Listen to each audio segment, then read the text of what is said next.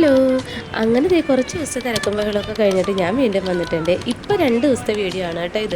സാറ്റർഡേയിൽ Sunday രാവിലെ പള്ളി കഴിഞ്ഞ് വന്നപ്പോൾ ഇതായിരുന്നു കേട്ടോ വെതർ.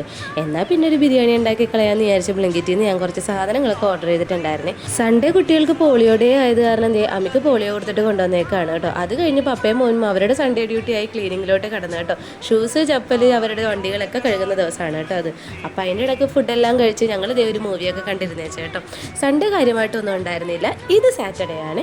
സാറ്റർഡേ നമ്മളൊരു ഉച്ച കഴിഞ്ഞിട്ടാണ് കേട്ടോ പുറത്തിറങ്ങിയത്.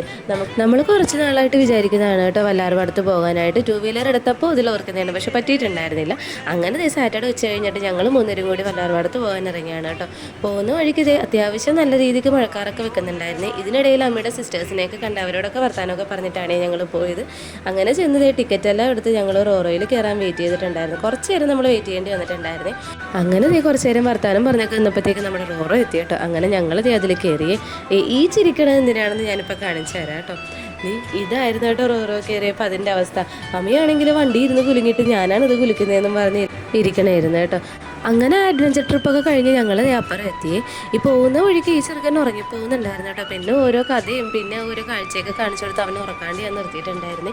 ഇപ്പോൾ ഉറങ്ങിയാലും ശരിയാവില്ല, നമുക്ക് 3 ആൾക്ക് ഇവിടെ നേർച്ചയുമുണ്ട്. അതുമല്ല ഇപ്പം അമ്മിനെ അങ്ങനെ ഉച്ചക്ക് നമ്മളെ അടുത്ത് ഉറക്കാറില്ല കേട്ടോ, സ്കൂളിൽ പോകാൻ തുടങ്ങിയിരിക്കുന്നതുകൊണ്ട്. അങ്ങനെ ഞങ്ങൾ പള്ളി എത്തിയിട്ടുണ്ട് കേട്ടോ. നമ്മൾ നേർച്ചയ്ക്ക് ആവശ്യമായിട്ടുള്ള സാധനങ്ങളൊക്കെ വാങ്ങിച്ചിട്ടാണ് ഈ പള്ളിയിൽ കയറിയത്. അങ്ങനെ അകത്ത് നമ്മൾ നേർച്ചയും കാര്യങ്ങളെല്ലാം കഴിച്ച് നമ്മൾ ഇത്തിരി അധികം നേരം പുറത്തൊക്കെ ഇരുന്നിട്ടുണ്ടായിരുന്നു കേട്ടോ. പിന്നെയാണ് നമ്മൾ മുറ്റോടിക്കൽ നേർച്ചയിലോട്ട് പോയത്. അങ്ങനെ അതെല്ലാം കഴിച്ച് നമ്മൾ അവിടെ നിന്ന് പ്രാർത്ഥിച്ച് കുറേ അധികം നേരം തന്നെ നമ്മൾ ആ പള്ളിയിൽ സ്പെൻഡ് ചെയ്തിട്ടുണ്ട്. എൻ്റെ മോനാണെങ്കിൽ ഈ ബീച്ച് മണ്ണ് എന്നൊക്കെ പറഞ്ഞ് ഒരു ഭ്രാന്താണ്. അതുകൊണ്ട് തന്നെ ഞങ്ങൾ നേരെ പോയത് കുഴിപ്പള്ളി ബീച്ചിലോട്ടാണ് കേട്ടോ. ഞങ്ങൾ 3 പേരും കൂടി അവിടെ നിന്ന് കളിച്ച് കുറച്ച് കഴിഞ്ഞപ്പോൾ ഞാൻ തിരിച്ച് കയറിയിട്ടുണ്ടായിരുന്നു കേട്ടോ. പിന്നെ പപ്പയും മോനും കൂടിയായിരുന്നു. അതിൻ്റെ ഇടയ്ക്ക് അമ്മി എനിക്ക് ഹാർട്ട് വരക്കുകയാണ് കേട്ടോ. ഇത് എന്താണെന്ന് ചോദിക്കുമ്പോൾ അവൻ പറയണേ, എന്താണ് അത് പിന്നെ അങ്ങനെയല്ലേ വരുള്ളൂ.